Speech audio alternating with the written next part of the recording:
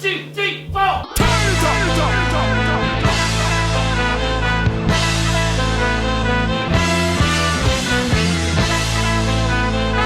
Hello and welcome to the NESN Soccer Podcast, a very special edition for many reasons. Most importantly, the U.S. Women's National Team has just won the World Cup. Their parade is just wrapping up in New York City, where they have been for the past couple of days celebrating lots of TV appearances yesterday and now the parade today. Also, for you avid listeners of the show, my voice has returned. My voice was gone for a while, and now it's back. But it's not about me. It's about the U.S. Women's National Team. But I am better. Can I make prepared. it about you for a second? Sure. Yeah. It's so good to hear your voice again, and to be doing this again. I wish we could have done maybe some other Women's World Cup stuff, but you had to get your voice back. Yeah. And it's great to hear it, and that makes me very excited to do this podcast. More excited than I would otherwise be. Oh, thank you, Marcus. And I would say that we did a couple podcasts with my voice gone, or even a few, and I kind of cringe listening to them back. I don't know about you, but my voice was in rough shape. So I was lucky enough to watch the quarterfinals under some anesthesia recovery, and then the semifinals under some further recovery. But then by the time the final rolled around, I was really good to go and back to normal. So you, on the other hand, that was Sunday. That was Sunday. Yeah. It is Wednesday now. Today is now Wednesday. Yes. And I think, with the parade being today, just a perfect time to do a retrospective on this Women's World Cup, and especially Team USA's victory. Yes. If I can make it about me for a second. Absolutely. I wasn't too excited about the Women's World Cup when it started. Yeah. Maybe it was something about the U.S. starting with Thailand, or it might have been something about the U.S. The tournament had gone on for a few days before the U.S. got in it. Mm-hmm. I think it started on a Friday. USA played on a Monday. But after, let's call it 2 games, I was in, and I just watched more and more of this tournament as it went on, and I couldn't get enough. Mm-hmm. And now it's over, and right. Just like that, I was like, wow, what a fun tournament it was. I probably should have appreciated it more at the beginning, and that's on me. I think you make a good point there, and it was also just collectively an incredible month of soccer. Yeah. Which is kind of still lingering on with the Africa Cup of Nations, but absolutely. I do feel that. And we're soccer people, so I was really into also the Copa America and the Gold Cup with the U.S. reaching the final. And I know there's a lot of talk about how the 3 finals were on the same day, and kind of a disservice to women's soccer to have their biggest tournament be on the same day as these 2 sort of lesser men's finals. Yeah. But as far as the rest of the month, it was just incredible soccer watching time. Yeah. And Sunday was fun. I mean, if you're a soccer fan, to be able to watch those 3 games. Right. Yeah. A couple friends have been asking me. They were like, "Hey, where have you been? Haven't seen or heard from you in a little while." And I was like, "Well, I had a birthday on June the 3rd, and then the Women's World Cup started June the 7th, and then shut off. Throw Copa America on top of that, and then throw the Gold Cup." Yeah, I've been watching soccer all month and not texting anybody back or calling anybody back. So, well, okay, so Women's National Team, 4th World Cup. That's a record among women. 2nd country to go back-to-back. And Marcus, I think we're going to have a lot of agreement on this show and not too much disagreement, although there are a couple areas where I think we'll disagree. But is this the greatest women's team of all time? Yes. You're saying yes in our notes here. I completely agree. Clearly, the tournament was more competitive this year. I think the U.S. really, in the round of 16 was in trouble, and many would say that the U.S. was kind of bailed out with a couple of penalty kick calls, but that they then converted. At the same time, they were in position, deep in the offensive third of the field for a lot of the game, but they couldn't get those kind of really good finishing chances, and they kind of had to. They needed to convert those PKs to win that game in regulation versus Spain. but also a lot of difficulty in the semifinal versus England. Their group stage match versus Sweden required a very good game by the U.S. for them to win. And then, of course, Netherlands was the final was 0-0 until, when was the first goal? 61st minute, I believe. So, and then you also look at their game in France, or against France in Paris, a great atmosphere for a soccer game that the U.S. also handled very well. So are you calling them the GOAT? I'm saying they're the GOAT because I think when you kind of look at all those games and the way that they were able to sort of persevere and also have some very, not like they blew away teams, but just dominating performances versus very difficult situations. That's what I think is, like, when you're in a really tough match, but you come out as clearly the better team, even if you're only winning by 1 or 2 goals. That's what I think kind of makes you the GOAT. I'm going to come at it from a different angle. Germany won in 2003 and 2007. They did the back-to-back. That was not the Stone Age, let's call that the Iron Age in women's soccer.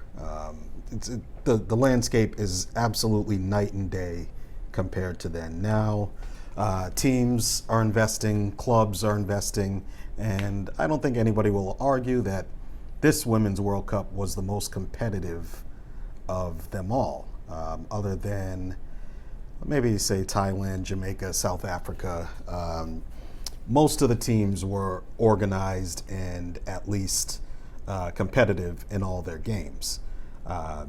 Clubs are investing in women's soccer. Federations are investing in women's soccer. And you're only starting to see the beginning of it, but this was a much harder road from start to finish, I believe, than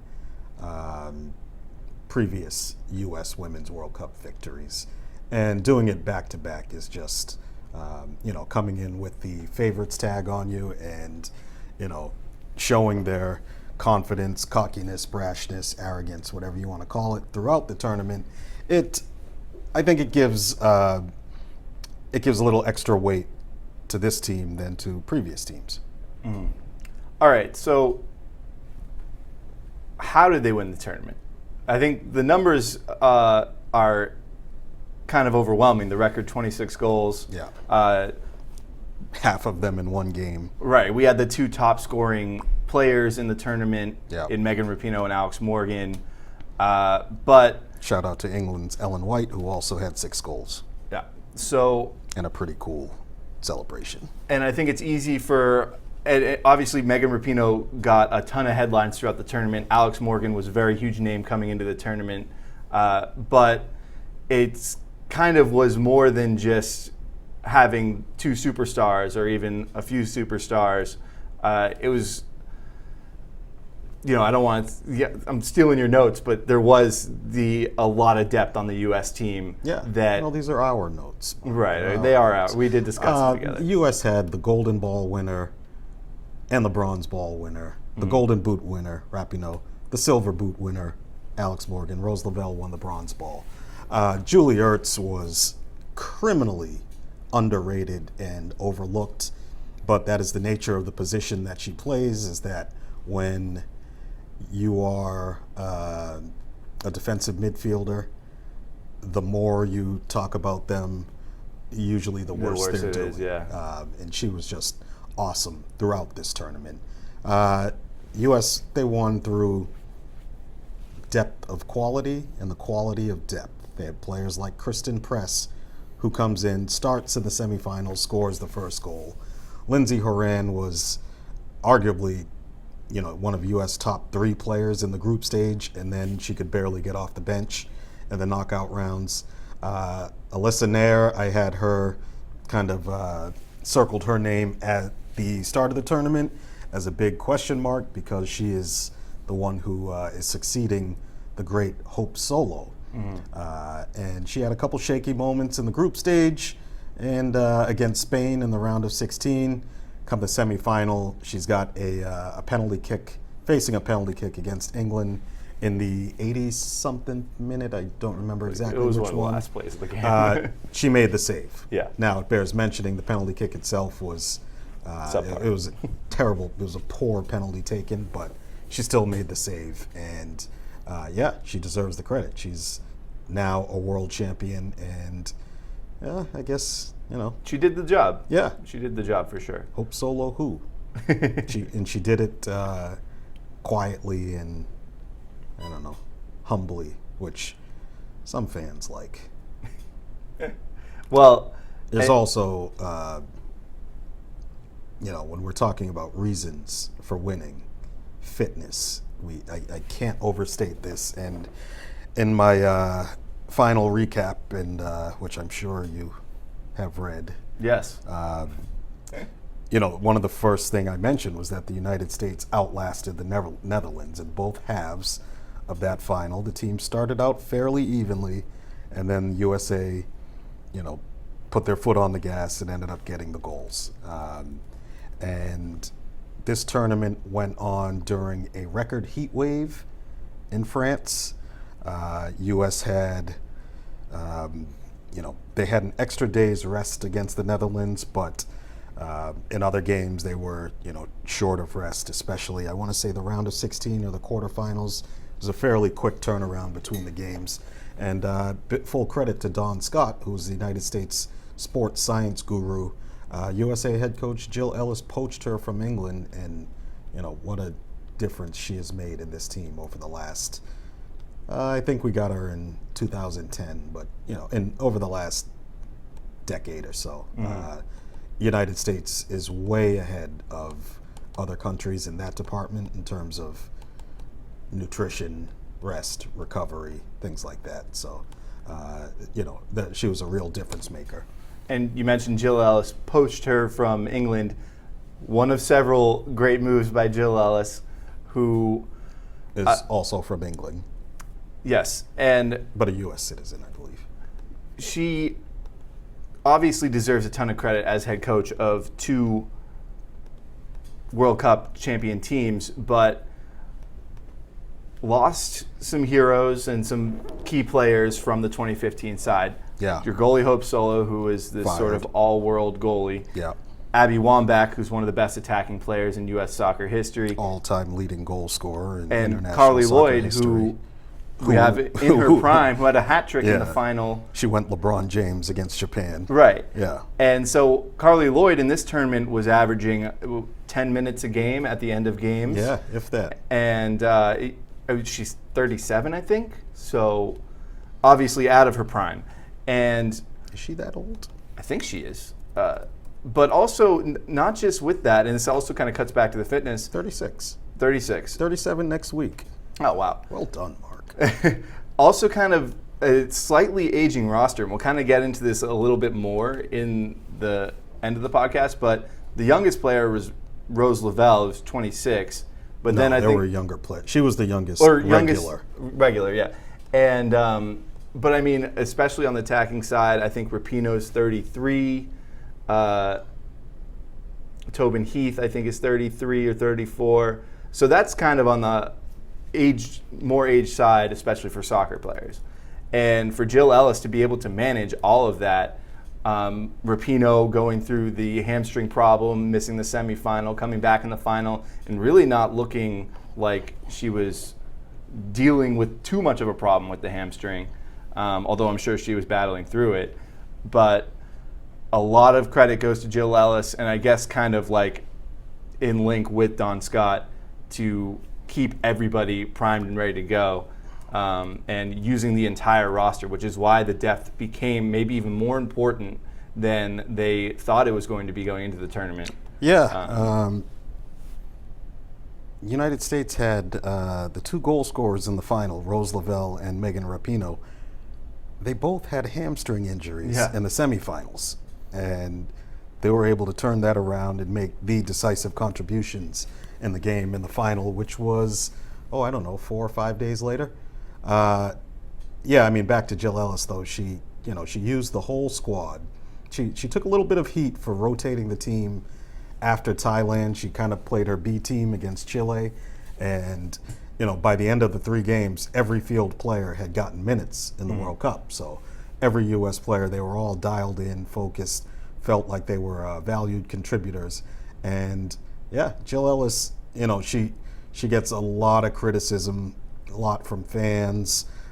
There was some, I think after the Olympics, there was talk about maybe U.S. Soccer might fire her. I remember reading about some players went to Sunil Gulati, I believe, who was the U.S. Soccer president at the time, and voiced concerns about players go to the federation president and voiced concerns about the direction of the team.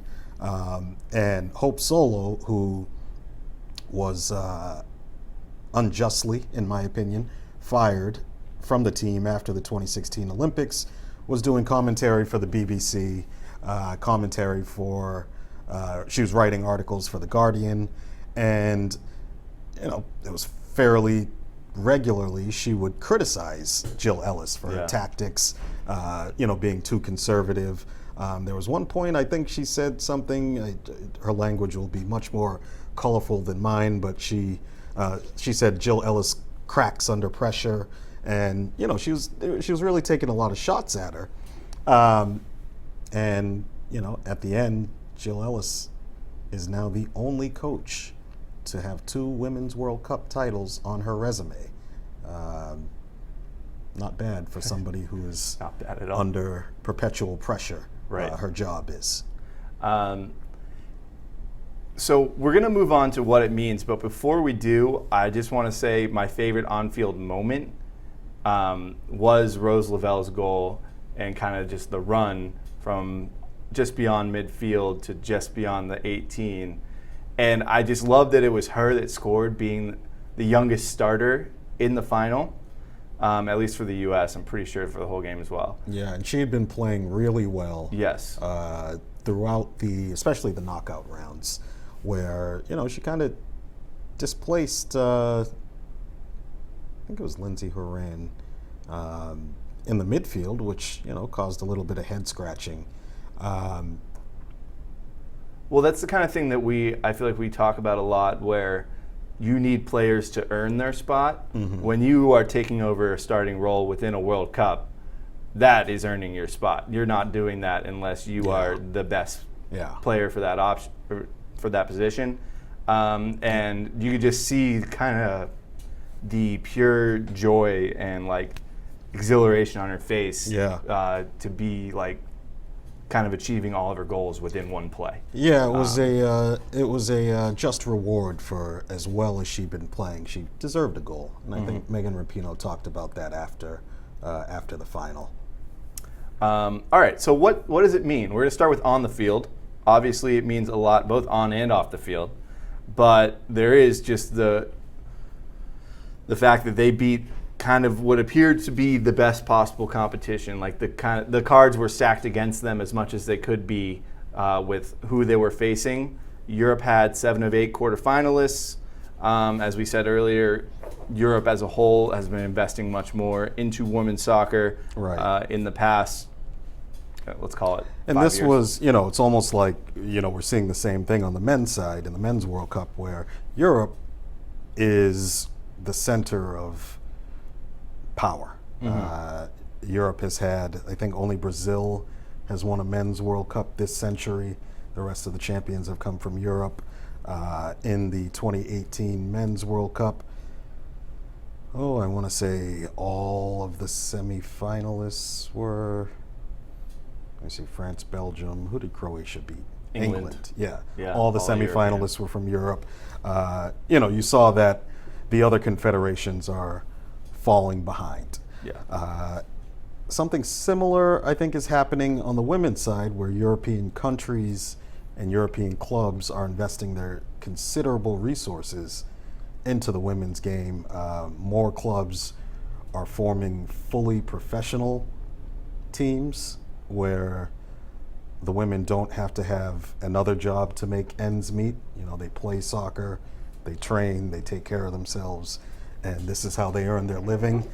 You're seeing more and more of that. It's still not fully professional, certainly, in around the continent. And when I say Europe, I think we should maybe limit it to Western Europe and or Scandinavia, and the United Kingdom, of course, where, just like in the men's side, that's where the power and the might and the resources are. Yeah. So the United States marched through Europe in this tournament. They beat Sweden in the final group stage.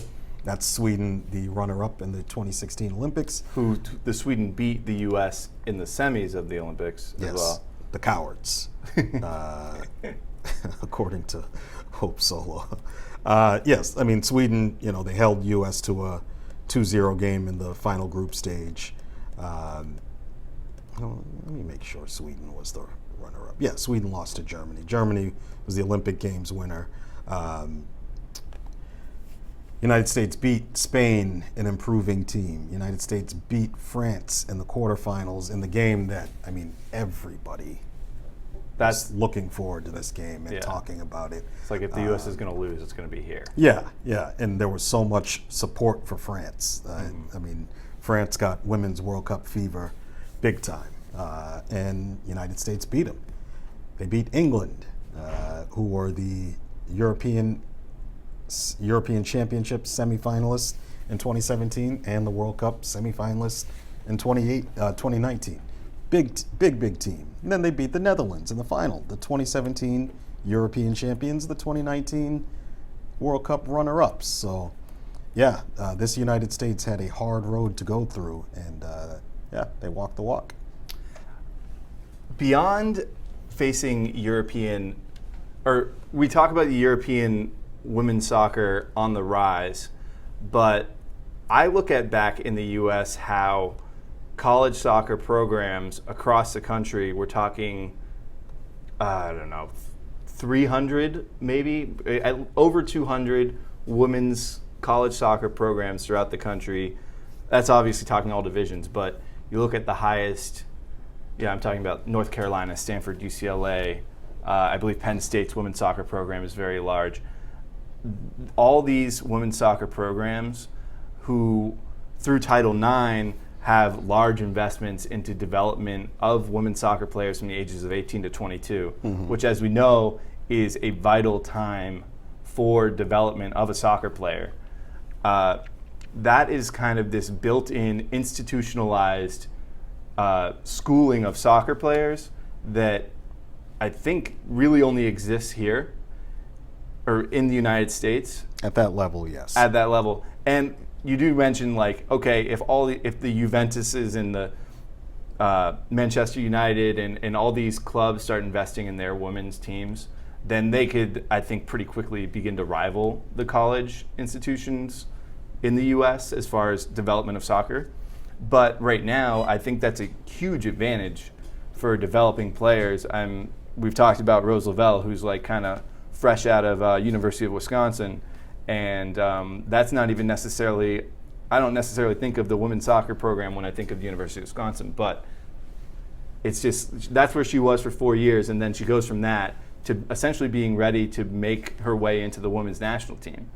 She had to stop here at the Boston Breakers to make sure she could cut it as a professional, and she did. And then she was in the national team shortly thereafter, but I just had to throw the Breakers in there. Go Breakers. But I just think it's ironic that, or it's head scratching to me because it seems to be so beneficial in women's soccer, but at the same time on the men's side, and I guess it comes down to investment by clubs abroad. It's detrimental, it seems, to the men's national team to have all these college soccer programs sort of seducing away 17, 18-year-old kids who have to choose between trying to make it professionally or a full ride. Right. And you get parents involved, the parents are like, well, this is a sure thing, this is a risk. It's a long conversation, but I think it's clear.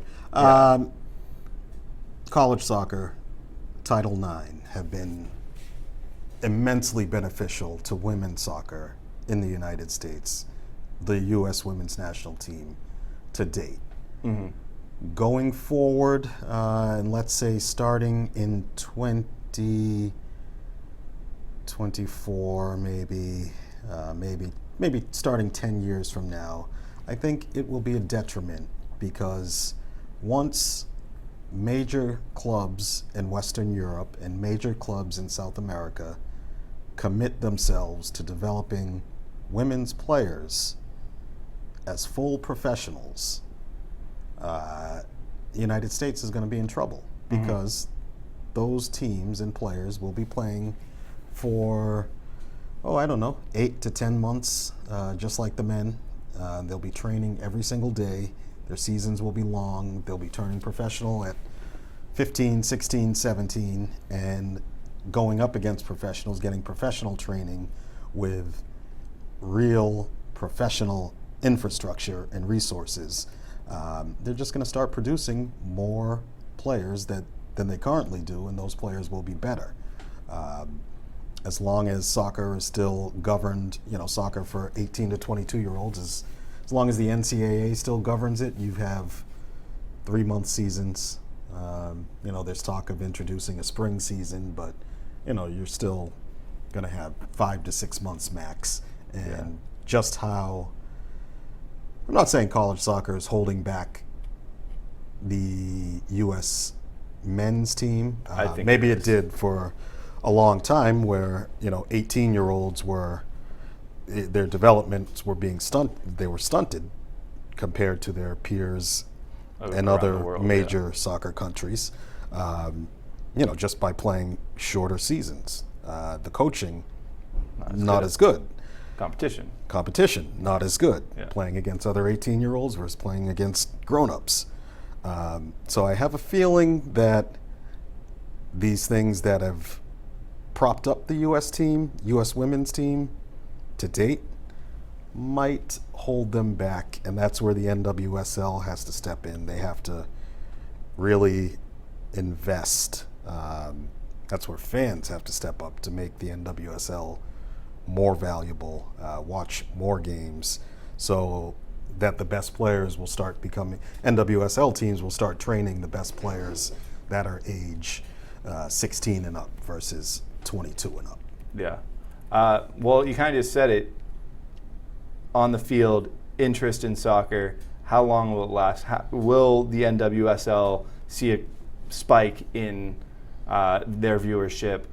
I think that women's soccer is in a unique situation where obviously the biggest eyes are on the World Cup, and then really not that far off is the Olympic tournament, where the best players are also participating, as opposed to the men's side where it's a U23 roster. All right. That happens next year, and in reality, it's exactly 1 year from now, like the Olympic tournament will start. So it's kind of, you get this double bump, and kind of a lot of opportunity where you're going to have a lot of eyeballs, and a year from now, I think people will be reminded again, like, okay, like there's Rapinoe again, there's Alex Morgan again, there's Rose Lavelle again, and you're developing new stars every 3 years, 2 years in a row, as opposed to once every 4 years. Right. So I think you kind of have an advantage inherently in that, and it's up to the people to watch, but also it's just, you have an opportunity as U.S. Soccer, as the NWSL, and as the players themselves to take advantage of this sort of thing. And obviously, you have to win. I think the U.S. soccer team, the women's team, if they were to go out and win the Olympics, I mean, it just does so much more than going to the final and losing. Unfortunately, and kind of unfairly, but that's kind of the challenge they've taken on. If that makes sense.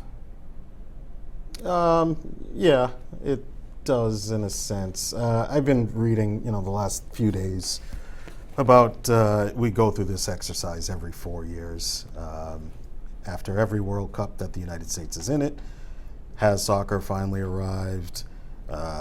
Is soccer crossed over? Blah, blah, blah.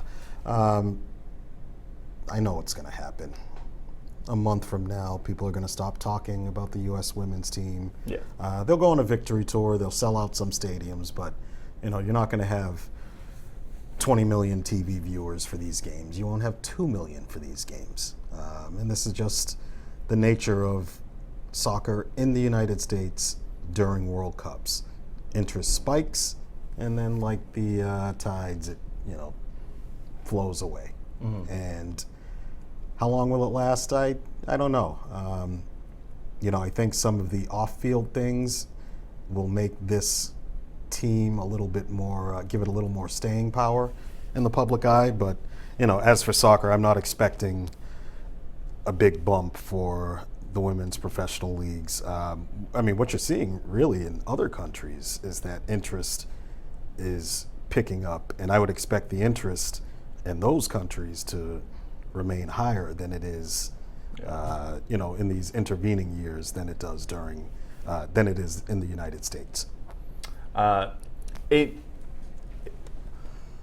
Yeah, no, I agree with you. I would also say, though, you're right, we go through this journey every 4 years of has soccer arrived, but in reality, I would say soccer is very much present in the United States, and there's large viewership. And Sure.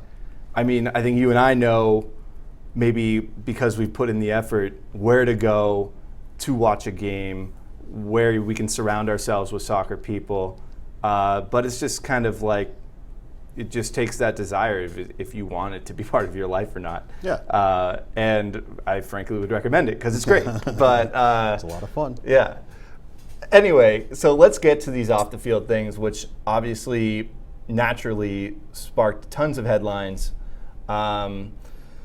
There's gender equality, there's LGBTQ rights, there's anti-Trump stuff, kind of a lot of different issues all wrapped up into this soccer team. I think Megan Rapinoe stepped forward and wanted to be, or maybe even took on that responsibility that I think most of the team has come out and supported her publicly by speaking about it, but she's taken on being the face of it, which is obviously a huge responsibility and something that she didn't have to do. She obviously felt the need to do it, but it's obviously a huge mantle to take on.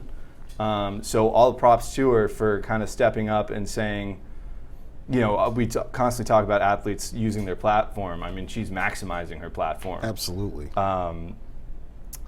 But yeah. This whole team, I'm going to get to Rapinoe in a little bit, but this whole team, I've been so impressed over the last few months of really focusing on Team USA, is that they know, I compare it to when Kobe Bryant used to play on Christmas Day, and he would know when everybody was watching the NBA, and then he'd go out and score 70.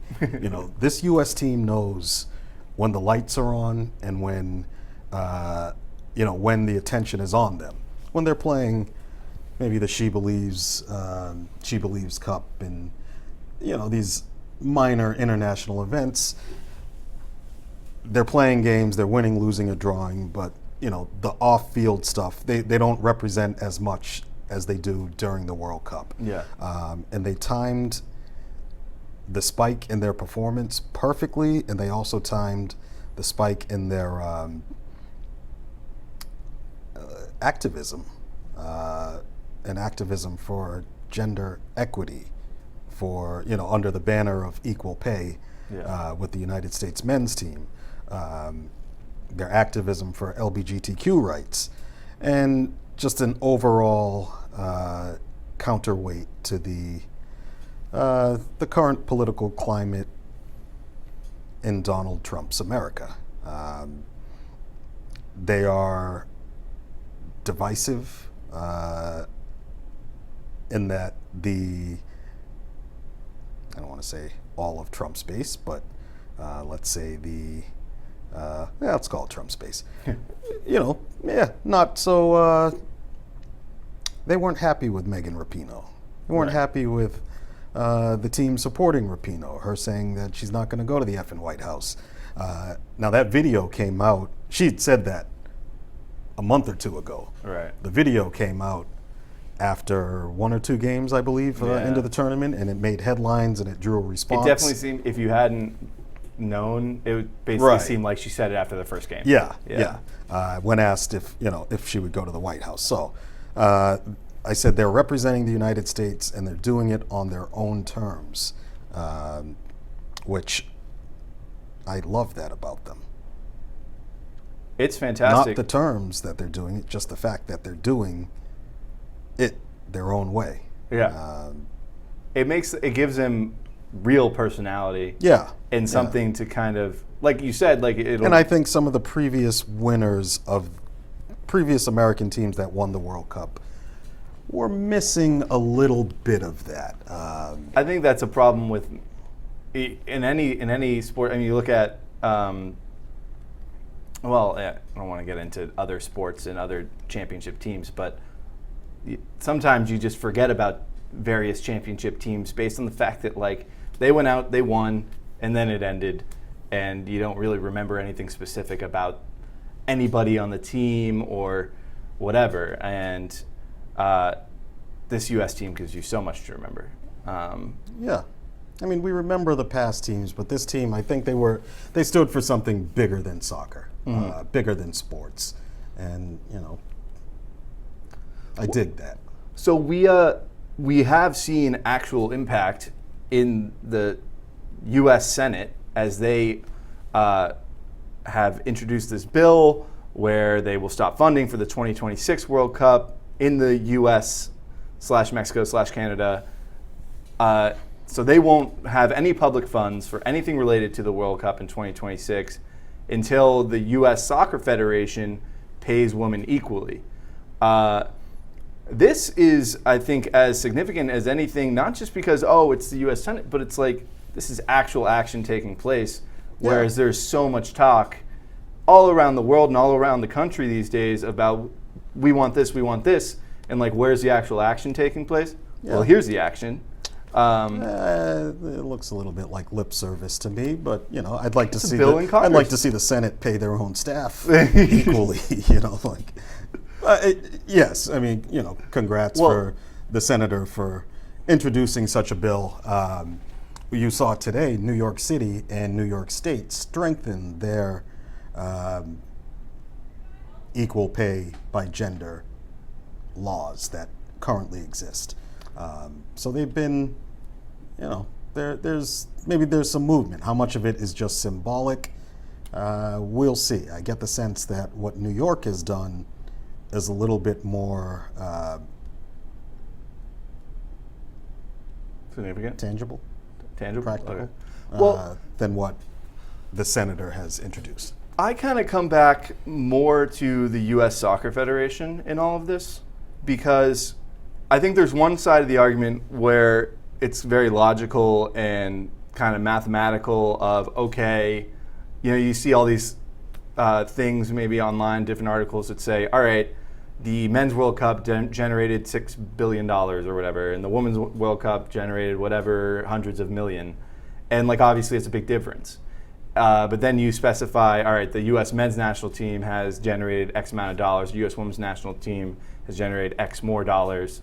And they've generated more, but it falls on U.S. soccer as a federation to me that you're trying to grow interest of your sport and your national teams within your own country, where you could argue, at least on the men's side, Mexico is more popular within your own country than your own national team. One way to capitalize on this is you invest in the women and grow your women's audience, which is half the market, and then you suddenly have all these more fans. I get it's far-fetched and it's all right, maybe that would work, maybe it wouldn't, but U.S. soccer as a federation, and I guess I understand that compared to many other federations around the world, it's definitely better, but there are just tons of question marks over the years with U.S. soccer, and this is just another one, and you talk about U.S. soccer as a surplus of $130 million. Yeah. It'd be easy for them to just step up and pay these women based on their performance in winning a World Cup, and you could even just have it be strictly towards, okay, this is how much we're going to pay you if you win the World Cup, if you win the Olympics. If you advance to the semifinal and lose, this is how much you're going to get, and have it be a significant amount of money. Just to recognize that they are advancing, and that kind of gets people on your side and gets people to say, all right, soccer in the U.S. is this great thing, as opposed to this thing that everybody's up in arms about. Yeah. And I think you go a long way towards fanship and popularity of the sport, and in turn, you're getting money back because your sport becomes more and more popular, if that makes sense. And that's your investment. Yeah. There's a business sense to it, and then there's also, doing the right thing. Yeah. And I only bring up the business sense. The men do the same job as the women. Yeah. The employer is the same employer. It's the U.S. Soccer Federation. How they make their money, I've been looking at this issue for months, and I still don't quite understand it. Because without seeing the books, there's no way to really, there's no way to see. Okay, the women bring in this much money, the men, there's too many. It's very difficult. But what I do know numbers is that you do see are just they going to be do the incomplete. same job. Their job is to win soccer games. They all have to train. They have to take care of their bodies. They have to sleep. They have to, but there's also a matter of treatment, where the men's team might fly on charter planes, the women will fly coach. The women's team will be playing on turf fields. The men's team don't play on turf. There are things that the U.S. women have been fighting for years and years and years, and it's not just pay. Pay is sort of the big buzzword, but it's equal treatment. That, surely there's a business. You just made the business case for doing so, and that's great. I'm just going to say, do the right thing. Yeah. And I bring up the business side because I'm just trying, because when I think of U.S. soccer and like the federation, I just envision a bunch of old guys in suits who are very business oriented. So I'm just trying to kind of speak their language, get into their heads, and how can somebody convince these guys that this is like your best course of action, not just because you're trying to, it's actually going to be better for U.S. soccer if you do this. Well, the state of the case right now, the U.S. Women's Players Association, the union, sued the federation earlier this year. They decided to go to mediation. The case will next go in front of a mediator. So we'll keep an eye out and see what happens with that. And not to get into a whole thing about U.S. Soccer Federation, but that's all just negative news. And it comes out, and then, Carlos Cordero, the president, was booed at the parade today and, drowned out by chants of equal pay. It's. And then even you look around and, okay, the U.S. is hosting the Gold Cup this summer, and I look up ticket prices, and it's $55 to go and see USA versus Curacao, and I'm like, what are you trying to pull? And then you show up at the stadium, and there's 10,000 people there. It's like you have to take a look in the mirror and ask, are we doing what's best for the growth of our sport? And in turn, what's best for ourselves? Yeah. The answer is just seems like no. But, all right, I'm kind of getting off track because I can get really passionate about that. I want to get back on track. Yeah.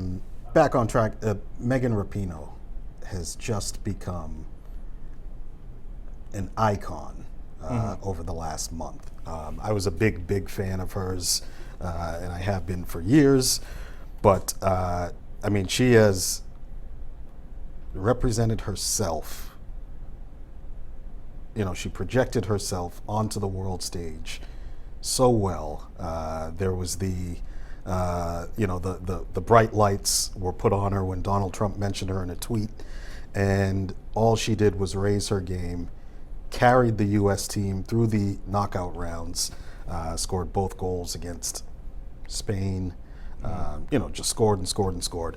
And she was bigger than sports. And then the speech she gave today at the victory parade was, I was stunned by it, absolutely floored, where she challenged everybody who watches this team to be their better selves and be their best selves. And I was joking with a friend that she started out by saying, I don't know if you've heard the Rapinoe for president cry that's going out. I've seen, a little bit of some calls for her to enter the race for the 2020 Democratic nomination. Is she old enough? How old do you have to be? She came out and, the first line in the speech was like, I wouldn't want to be anywhere else, especially the race. And, she got some laughs from it. And then she went out and gave one of the best campaign speeches I've ever heard. I mean, it was incredible. Anybody listening to this, do yourself a favor, go listen to Megan Rapinoe's speech. Mm-hmm.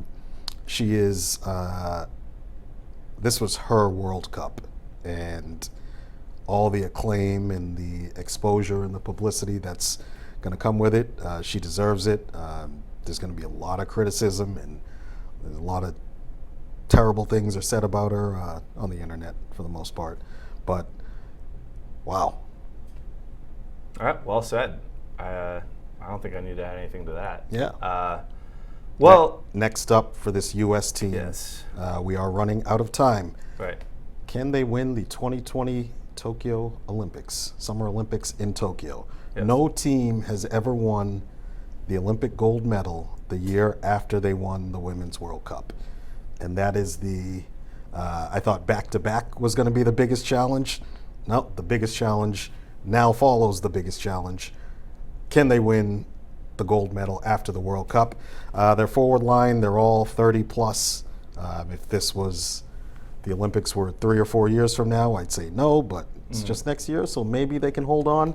Becky Sauerbrunn is 34 years old. She was the warrior queen in the defense.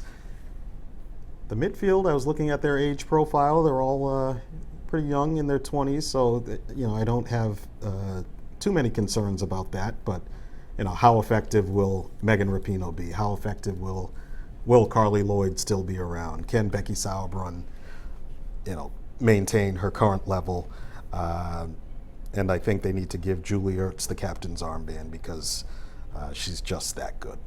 Well, it's worth noting that the tournament for the champion or the two finalists is one game shorter. So it goes from the knockout, or it goes from the group stage to the knockout stage. Or I'm sorry, it goes from the group stage to the quarterfinals as opposed from the group stage to a round of 16. Yeah, but I'm sure the rosters will be smaller as well. Probably. And I mean, yeah, so keep your eye out for Jill Ellis will figure it out. Yeah, In players Jill we potentially trust. retiring and That's good.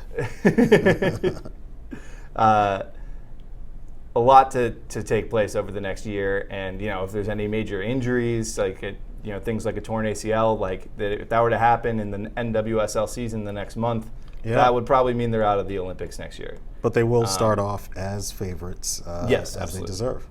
And of course, they won in 2015 the World Cup, and then lost in the semifinals of the Olympics the following year. So it's never been done before. So we'll see if they can do it. Yeah.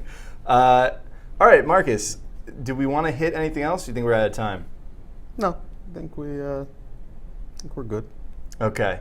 I think we're good too. Yeah. Thanks for joining me, Marcus. I think we did okay here. Yeah. Welcome back to. Yeah, I'm back. Voice. It's summertime. Lots of time to talk about soccer, and we'll be back. Thanks for joining in, and go USA. The Rebel Radio. Wise, you must have to know. Turn up the Rebel Radio. Original boy.